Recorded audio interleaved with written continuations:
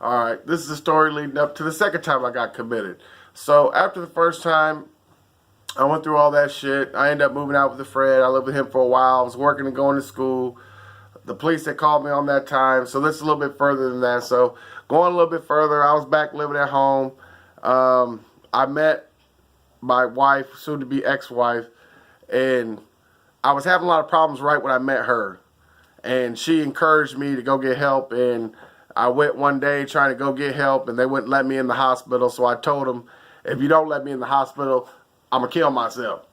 And I called from the lobby, called the police and tell them they better let me in, I'm going to kill myself. Then they let me in to get help. Because it's a funny game in this country you play where you got mental problems and you're trying to get help for yourself.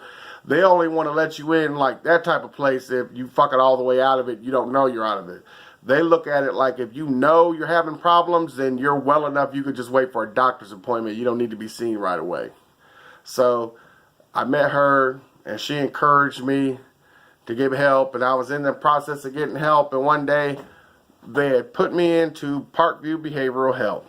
I had been here a couple times before, and I was just getting in. When you first get in, they put you on the lockdown side. They take all your stuff, and you have to like work to get yourself out of the lockdown side. They mess with you.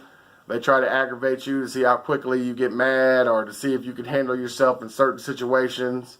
And you got to ask for certain stuff to get out. So I got into it with the dude I had got into it with before when I had been there many years before. He remembered me and he was kind of being a dick.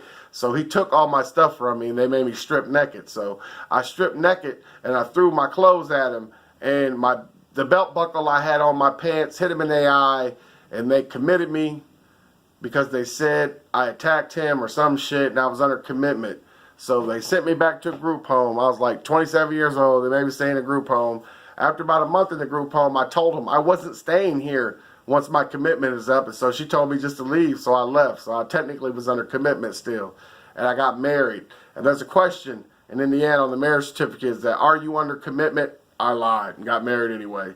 But later on, it turned out that was a mistake, and Indiana should have helped me out. Somebody should have caught that and corrected that shit, because she ended up being a bitch.